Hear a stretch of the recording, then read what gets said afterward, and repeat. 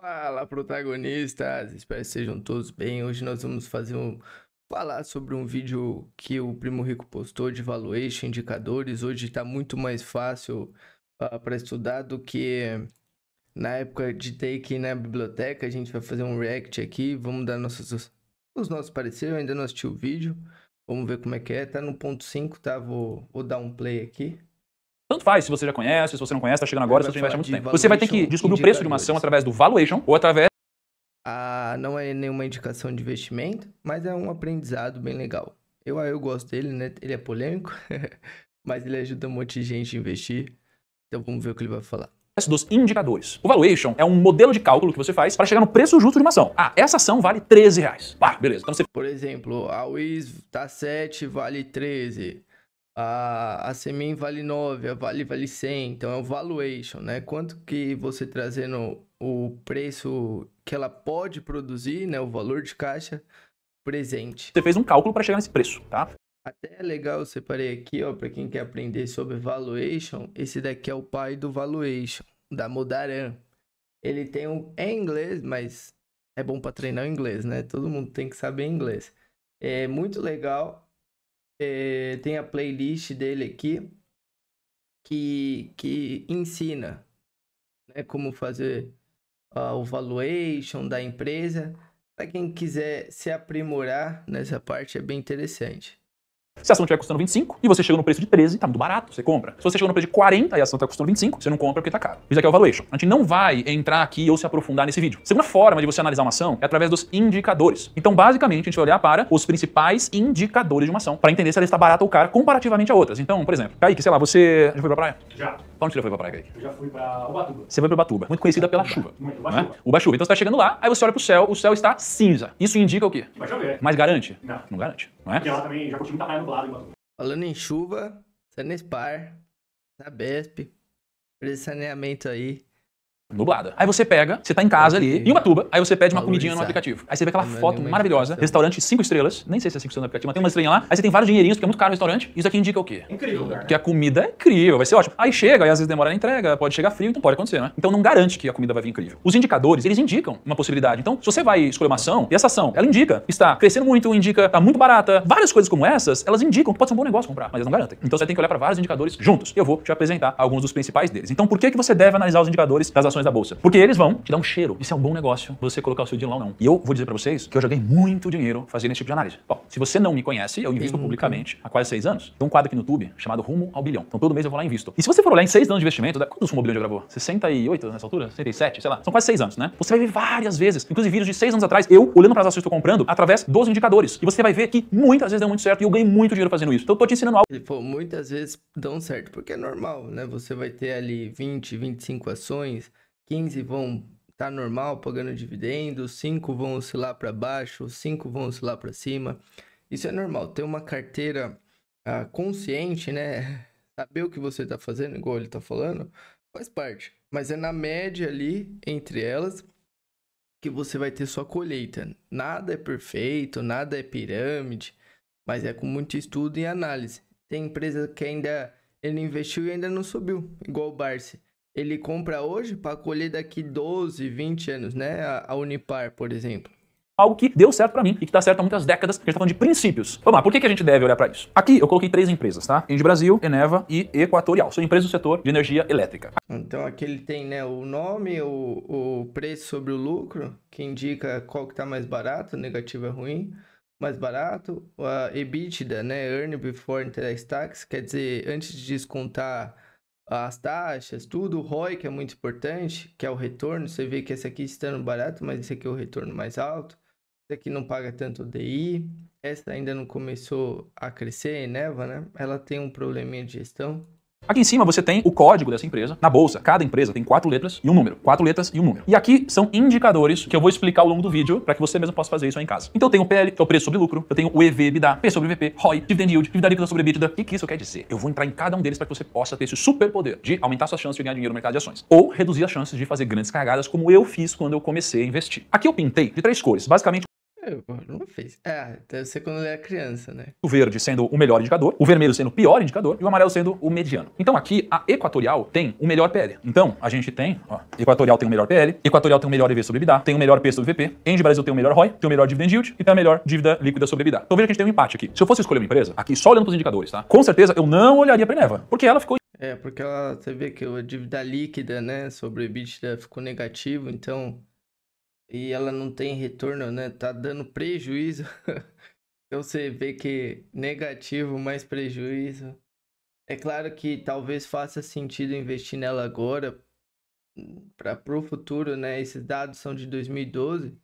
Talvez pegar ela agora, mas não é uma empresa ainda que, né, muito tempo dando negativo. O que será, né? Que o pessoal não consegue levantar ela. Ou em último ou mediano, em todos. Então eu com certeza escolheria Equatorial ou Engie Brasil, ou eu compraria as duas, certo? Só que esses números aqui são de 2012. Então eu puxei lá em 2012, como estava tudo isso, pra gente ver o que aconteceu depois disso, se a gente tivesse analisado através de indicadores. Então como a gente pode ver, a Engie Brasil teve 3 em primeiro lugar, 2 em segundo, Equatorial 3 em primeiro lugar, 3 em segundo. Então Equatorial ficou ligeiramente melhor do que a Engie Brasil. Vamos aos resultados. Qual você acha que é qual? Bom, a linha verde, Equatorial. Aqui os melhores indicadores. Então se você tivesse investido R$100 em 2012, ali na época desses indicadores, R$100 teriam virado R$1.632. A segunda melhor em relação a indicadores, ela teria ficado aqui, R$100 teriam virado R$336. E a Eneva, R$100, tendo virado. A Eneva, ela tem esse problema, né? Você vê que ficou bastante tempo, né? 11 anos.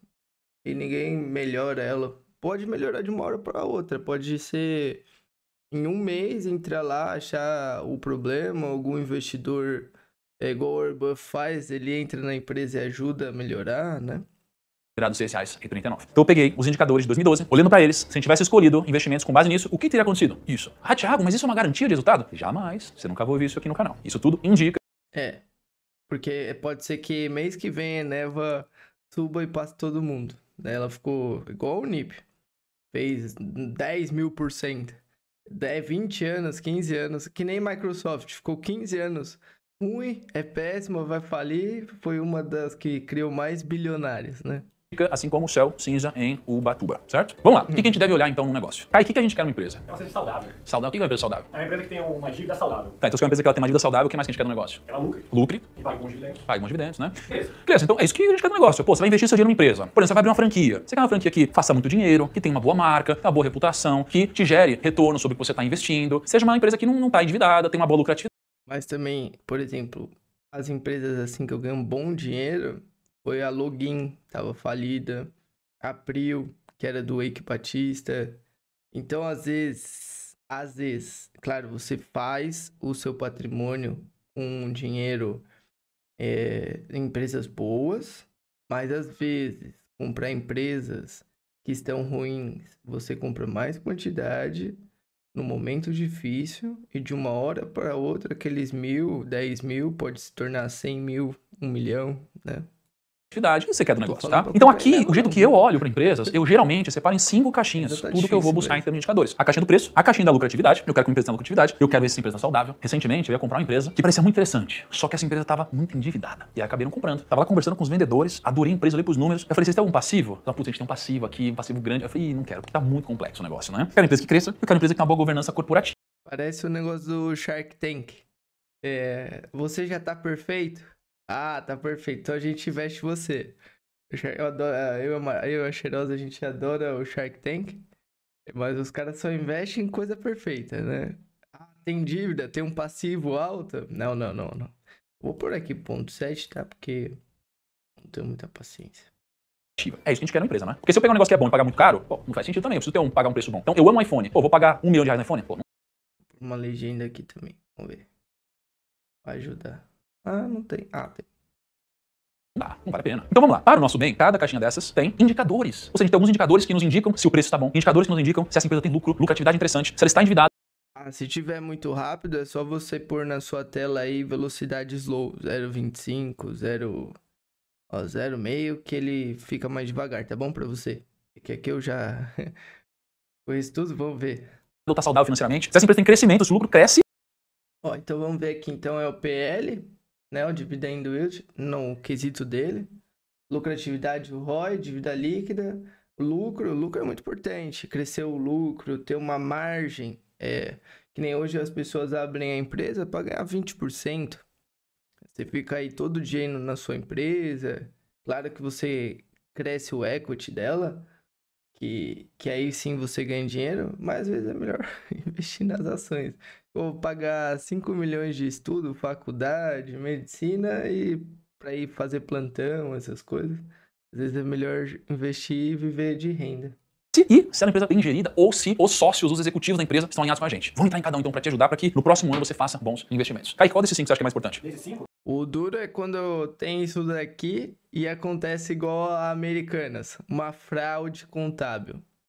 Aí é problema, né? Qual você acha que é mais importante desses 5 aqui, ó? Deixa nos comentários e no final do vídeo que eu te conto. Não vai arriscar falar? Tá bom, então Kaique não tem opinião nenhuma. É isso aí. Vamos falar do primeiro indicador então, o indicador de preço, né? A gente geralmente olha pro PL. Que o Cebolinha tá brigando embora. Não é Cebolinha, não. Você parece Cebolinha? Não, é o Cebolinha. Da nova geração. Da nova geração, tá bom. Então aqui é o preço-lucro, né? Então esse aqui não é o Cebolinha, é o Roberto. Ah, O Roberto ele é um garoto de 12 anos, ele decidiu fazer mais da extra. E todo garoto de 12 anos, no filme americano, vai lá e faz o quê? Vende limonada, né? Aí ele foi lá, pegou a limonadinha dele, ó, entrou no ramo dos suquinhos, ele comprava limonada da Dona Rosa, ela era conhecida, Kaique, como a rainha da limonada do bairro. E ele comprava por R$2 cada garrafa dela. Então o Roberto ia lá, ele pegava a garrafa de R$2 que ele comprava da rainha da limonada do bairro. E aí ele vendia as limonadas dele na praça por R$4 cada. Quanto que ele lucrava, Kaique? Parece aquele empreendedor, o Rick Chester, que, espero que eu falei o nome correto, que tem muita gente, que ele comprava água, R$1, 50 centavos, vendia da quantidade e vendia por 5. Ou ele ia no aeroporto, vendia por 7, acho que ele ia na praia, né?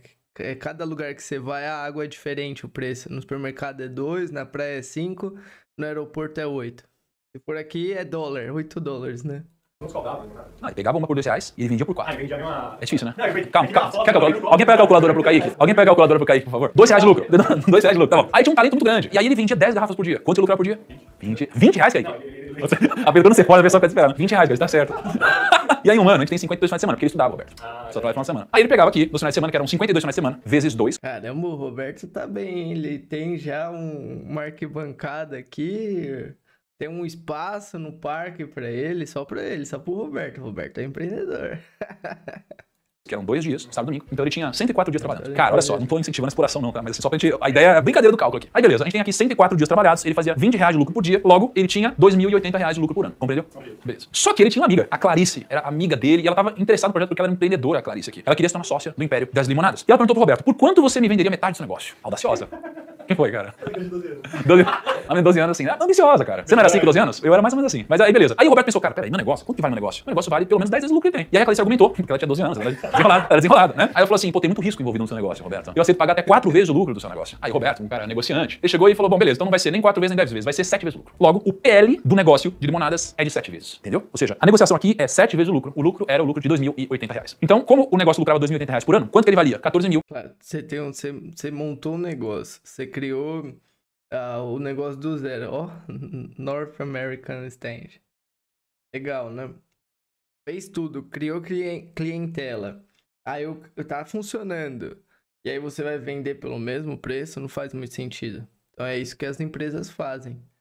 Quando é muito esticado, que nem as empresas de tecnologia, Apple, Microsoft, Amazon, é porque como que elas vão estar daqui 10 anos? Será que a Amazon, a Apple vão falir?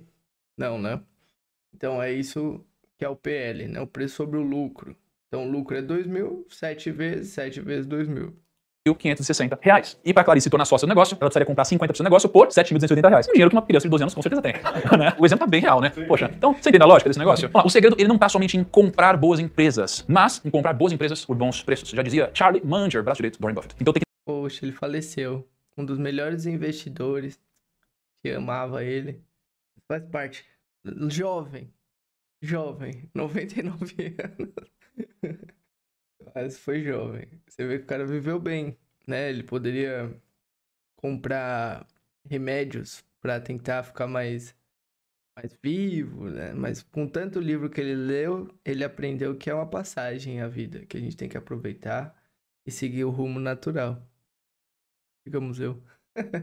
Tem que negociar bem os preços que eu pago, porque se eu comprar uma empresa boa por um preço caro demais, talvez não faça sentido, né? E aí um outro grande amigo nosso, o Piero, dizia que caro é o que não dá resultado, né? E pensemos nisso no futuro. Vamos agora para a parte técnica. O PL, o preço-lucro, a definição dele ele é um indicador usado para entender se o preço de uma ação está caro ou barata em relação a outra empresa. Porque um PL de 7 é barato? Um PL de 10 é barato? Não sei. O que você sabe é, se você tem aqui uma empresa do setor, ó, setor bancário, aí eu tenho aqui o banco A, B, C. Aí eu tenho o PL. O PL da empresa A é 8. Tá caro ou tá barato? Não sei. Não tem como saber. O PL da empresa B, 6. O PL da empresa C, 15. Poxa, como eles estão no mesmo segmento, você pode comparar. Então você fala, não, peraí, então 15 tá caro. 6 tá barato. 8 tá mais ou menos. Então se eu tivesse que comprar uma empresa só por esse indicador, eu olharia para a empresa B, certo? Claro que isso é um dos indicadores que a gente vai olhar. A forma dele é muito simples. Preço sobre lucro. Vamos para a prática. Vamos pegar as ações de Vale do Rio Doce. Vale do Rio Doce teve um lucro por ação de R$10,47. As ações de Vale do Rio Doce estão sendo negociadas a R$69. Significa que, para cada uma ação de R$69 que eu tenho, essa ação tem um lucro de R$10,47. Aí eu vou para a forma. PL, que é o preço sobre lucro. Então 69 sobre 10,47 dá 6,59. Então o PL de Vale do Rio Doce é 6,59. Entendeu? Esse é um dos indicadores que a gente olha. Ou seja, se eu comprar uma ação de Vale, significa que o que eu paguei volta através do lucro em 6 anos e meio. Legal isso, né? Se o PL fosse 10, eu receberia o que eu paguei em 10 anos através do lucro. Então quanto menor o PL, melhor. Agora vamos para o próximo indicador. Preço sobre valor. Entenderam? Quanto menor o PL, o preço sobre o lucro, melhor, porque a empresa vai dar mais lucro, você está pagando menos por ela. A Vale em 69, já chegou a 120, são ciclos econômicos. Dá 10, 6 anos você já se paga. Né? Então se você pôr 100 mil lá, lógico que você não pode comprar tudo em uma coisa só, mas em 100 anos você já tem um retorno. Quando você monta uma empresa... são 7, 8 anos. Quando você vai fazer uma faculdade, são 5, 6, até arrumar um emprego, 7, 8. Vai comprar uma casa, 30 anos, né? Que é a maior parte dos brasileiros compram financiado, não compram à vista. Os bancos agradecem, né? Até o preço da casa é caro para fidelizar o cliente com o banco. Você vai ficar a vida inteira pagando o seu crédito. Né? Uma casa de 1 milhão era para custar 200, você poder comprar à vista, ela custa 1 milhão. Para você ter que financiar 800 e ficar 30 anos lá com o banco. Aí depois você faz previdência, aí chega seus filhos, a sua mulher, a sua sogra, né? Vai chegar um monte de gente. Patrimonial. Preço sobre valor patrimonial é basicamente a razão entre o valor contábil da empresa e o quanto ela vale hoje. Então, imagina o seguinte, vamos pensar comigo aqui, Kaique. Você edita vídeos. Não é? E aí você pega e conhece um grupo de 3 pessoas da faculdade que editam vídeos. E essas pessoas, elas têm um computador cada uma. Cada computador de edição de vídeo custa quanto? R$10. Então, eles têm 3 computadores e uma máquina de café. Então a gente tem aqui 31 mil reais. Só que esse negócio de edição de vídeo é um negócio bacana. Aí chega alguém aqui e fala, eu gostei da empresa de vocês, meninos. Eu quero virar sócio de vocês. Aí os meninos falam assim, fechado. Agora entra no preço. Aí o cara fala assim, eu quero comprar metade da empresa de vocês por 10 mil reais. Por quanto que ele tá comprando a empresa dos meninos? 10 mil reais por metade da empresa. Mensal, o preço do ativo é 30. Então, se ele tá pagando 10 mil por metade, ele está valendo a empresa em 20 mil. Só que só de computador a empresa tem 30 mil. E mais de máquina de café tem mais mil. Então ele está pagando o valuation de 20 mil reais numa empresa que só de ativos ela tem 31 mil reais. Concorda que é um bom negócio? Ele tá pagando. Mas isso daí aqui é uma vantagem, porque tem várias empresas que tá valendo valor de caixa. Um exemplo, o Bradesco tem 180 bilhões de caixa. Não tá valendo nada, né? Tá valendo... o tanto de ativo que ele tem é menos que o valor de mercado dele, né? Então é isso, preço sobre o valor patrimonial. O que é o patrimônio?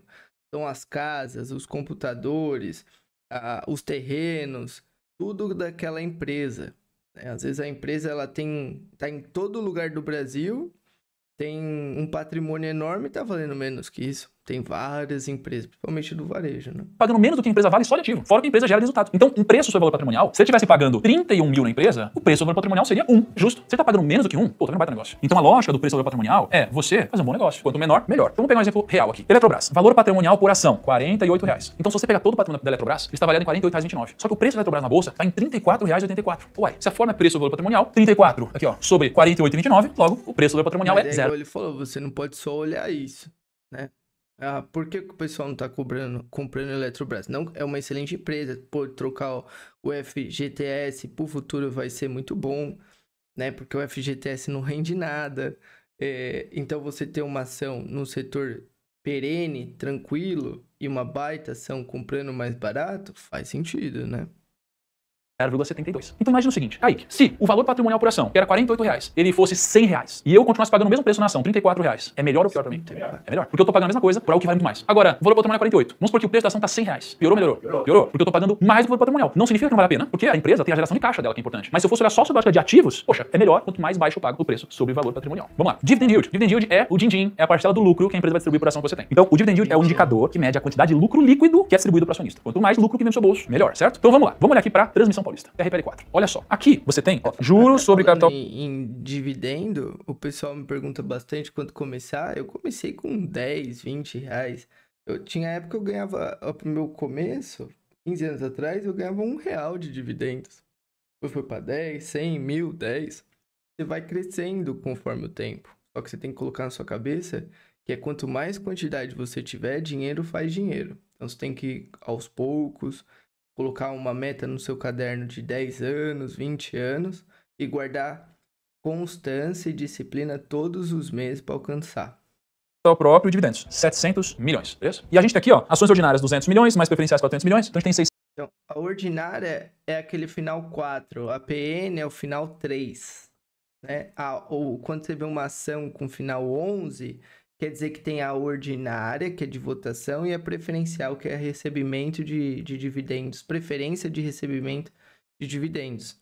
658 milhões de ações total. Então, se eu fizer a fórmula do dividend yield, que é dividendo por ação sobre preço da ação vezes 100, eu vou ter 700 milhões sobre 658 milhões. Então, o dividendo por ação é R$1,06. Tá vendo aqui, ó? R$1,06. Então, se eu tenho esse dividendo por ação de R$1,06, o que eu vou fazer agora? Eu vou dividir R$1,06 pelo preço da ação, que é R$21,50. Então, se eu recebo R$1 de dividendo para cada uma ação que eu tenho de R$21, qual que é o meu dividend yield? 4,93%, sacou? Então, significa que se eu compro uma ação de R$21,50, eu tô ganhando todo. Então, como que você acha esse 4? Você pega o valor da ação presente, o valor de agora, divide pelo dividendo que você recebeu e vezes 100, né? O dividendo dividido pela ação vezes 100, que é 4,93. Ah, Vinícius, mas isso é muito ruim, né? Não, porque também vai ter o crescimento da ação. Essa ação pode subir 30% no ano.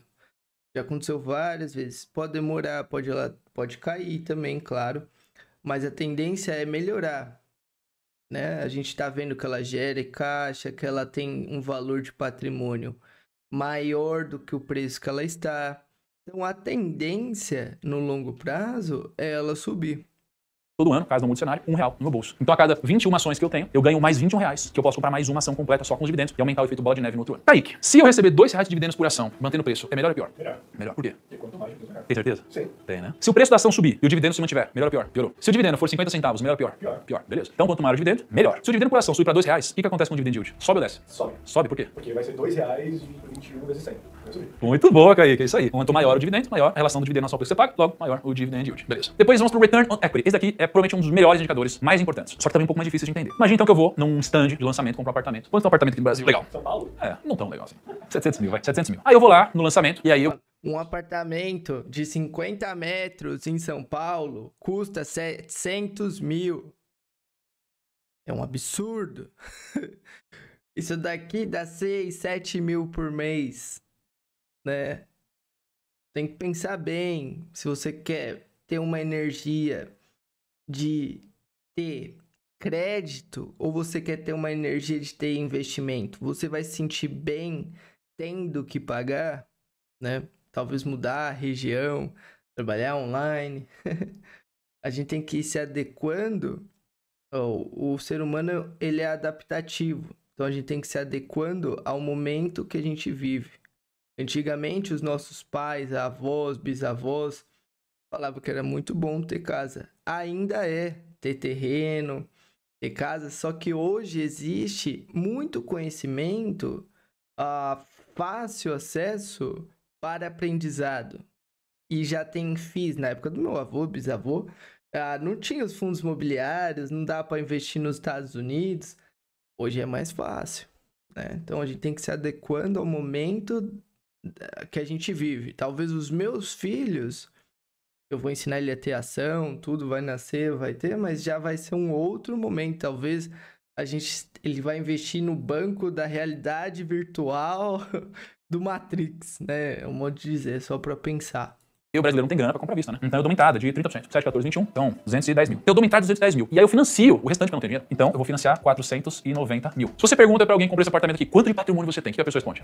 Tenho 700 mil. Mas ela tem 700 mil. Porque olha só, isso aqui é o ativo que ela tem, certo? Mas aqui é o passivo que ela tem. Então a pessoa deveria, obviamente, responder o seguinte. Eu tenho hoje um patrimônio líquido de 700 mil menos 490 mil. Logo, o meu patrimônio líquido, que a gente chama de PL, é de 210 mil. Então o meu patrimônio líquido é 210 mil. Compreendido isso? Tá. Quando eu olho pra isso, imagina agora que eu tô falando de uma empresa. Eu olho aqui pro Grupo Primo. A Grupo Primo a gente tem, cara, essas cadeiras que são cara pra caceta, aliás. Mostra a cadeira. Quem aqui acerta o preço de uma cadeira dessa aqui? A gente tem 220 dessa. 220? 220. Faz a conta quanto que ele tem só de cadeira, bota nos comentários aí. O pessoal não vai acertar. Não acho que Não vai acertar. Só de cadeira, é isso. Aí, cara, essas câmeras, vocês existem quanta câmera a gente tem? Cara, vai somando. Vamos supor que tem 50 milhões aqui só de materiais e coisa e tal. Aí vamos supor que... Mas aí o Primo Rico vendeu lá a participação dele na XP, fora que ele ganha aí. Põe isso daí no imposto de renda, as cadeiras, pra bater, e aí já ajuda. a gente tem mais 50 milhões na... Compra um monte de quantidade, já sai mais barato. Da China, hein? Cadeira, primo, tô brincando. Ponto. Aí tá aqui 100 milhões de reais. Aí eu vou olhar pro meu passivo. Quanto que eu tenho de dívida? Ah, não tenho nenhuma dívida. Beleza. Então meu patrimônio líquido é mais ou menos 100 milhões de reais. Então o meu patrimônio líquido aqui no grupo primo é 100 milhões de reais, por exemplo. Cara, se eu tenho um lucro líquido aqui no grupo primo de 20 milhões de reais, o ROI, Return on Equity, é o retorno sobre o equity. Equity é patrimônio líquido. Então eu tenho um retorno de 20 milhões sobre 100 milhões. Logo, eu tenho um retorno aqui de 20%. Então o retorno sobre o capital do acionista é 20%. O que acontece, Kaique, se o grupo primo ele for para um lucro de 30 milhões? Pô, esse retorno de 20% para uma empresa é muito bom. É muito bom. 30, nossa. Muito difícil achar, né? E vai pra DC. Nossa, é difícil essa. Alguém pega o Excel pra ele. 30%, certo? Então quanto maior o lucro líquido, maior o meu ROI. Quando você vai investir numa empresa, numa ação, o que você quer? Você quer olhar para qual que é a capacidade da empresa de gerar lucro líquido sobre o capital do acionista. E capital do acionista é ativo menos passivo. Por quê? Se eu tenho um retorno de 30%, pô, melhor eu botar meu dinheiro aqui, que eu vou virar sócio desse negócio, né? Melhor eu botar meu dinheiro aqui do que eu botar meu dinheiro no CDI, numa renda fixa. Porque eu vou ganhar 30% ao invés de ganhar 10%. Então, quanto maior o lucro líquido sobre... Renda fixa é a perda fixa, já dizia o Barsi. Concordo com ele. Por quê? Pesquisem. Pensem. O banco não é bonzinho com você, não. o patrimônio líquido, maior o ROI de um negócio. O que você quer? Você quer investir em negócios que remunerem o capital do acionista muito bem, tá? Vamos pegar como exemplo aqui a Ambev. Ambev, ó, lucro líquido em 2022, 14 bilhões. Então a Ambev teve 14 bilhões de lucro líquido em 2022. Patrimônio líquido, 84 bilhões, 14 sobre 84, ROI de 17%. No longo prazo, se você investe na Ambev e ela tende a manter essa proporcionalidade de lucro, cara, significa que você está ganhando 17% ao ano, mais ou menos. Então o ROI, ele é algo que se ajusta no tempo, onde se você tem uma empresa com ROI... Mas a Ambev aí, depois que o Sucupira, o Lehman deu essa brecha aí, tem que tomar cuidado. Embora que o aumento da bebida nos brasileiros vai aumentando, não que esteja interligado, uma saúde mais deficitária vai causando outros tipos de problema. As pessoas estão buscando uma longevidade na vida. E então elas estão tentando se alimentar melhor, talvez parar de beber, de fumar. Você vê que o cigarro já mudou bastante, mas ainda continua, né? Mas um ROI bom, né? é muito alto, você tende a ter um crescimento anual muito parecido com isso, no longo prazo. No curto prazo, você pode ter anomalias, o preço pode estar muito alto e tudo mais. Mas no longo prazo, se esse ROI se mantiver, bom negócio pra você. Agora, lembra que eu falei? Não adianta comprar um negócio que é bom se você tiver uma estrutura financeira falida, muito passiva. Então, imagina aqui, você tem uma empresa que sem dívida, cara, ela lucraria 10 milhões no ano. Se você for computar a dívida, só de juros, você paga 12 milhões no ano. Significa que você vai ter menos 2 todo ano, fora o tamanho do passivo. Então você precisa tomar muito cuidado, porque você quer uma empresa que não tem uma estrutura tão pesada assim. Logo, o que é isso aqui? Isso aqui é a dívida líquida que você tem sobre a sua geração de caixa. Vamos com calma. O que é a dívida líquida? A dívida líquida é a dívida bruta menos caixa e equivalentes de caixa. Por exemplo, vamos supor que eu tenha um peixe que faz bolinhas. Esse peixe ele é dono de um grande empreendimento imobiliário, cara. Tá bom. Tem aqui as janelinhas e tal, papapá. Esse empreendimento imobiliário aqui, ele vale 1 bilhão de reais. Só que ele não tá todo quitado, porque existe uma dívida nele. A dívida dele é de 500 milhões. E eu tenho, no banco, eu tenho mais 700 milhões no banco. Então esse peixe, ele é dono de um empreendimento de 1 bi, que deve 500, e ele tem mais 700 milhões em cash no banco. Vamos lá. O que é a dívida bruta? Dívida bruta é tudo que eu devo. Quanto que o peixe deve? 500 milhões. Só que a dívida líquida é a dívida bruta menos caixa, equivalentes de caixa, né? Quanto que eu tenho de caixa e equivalente de caixa aqui? Então é isso, a dívida bruta é o 500 milhões, dívida líquida é você tirando um caixa. A líquida, né, que é não que você vai pagar e quitar a sua dívida agora, mas se você tem um dinheiro em caixa, mas por que pegar a caixa? Até se você for ler o Pai Rico, Pai Pobre, ele fala que é bom pegar crédito, usar o dinheiro dos outros, deixar o seu guardado a uma taxa baixa, para você não pagar tanto imposto de renda, conforme o seu patrimônio for crescendo, você tem que criar estratégias, porque senão você paga 30%, 40% de imposto de renda, né? As empresas fazem isso.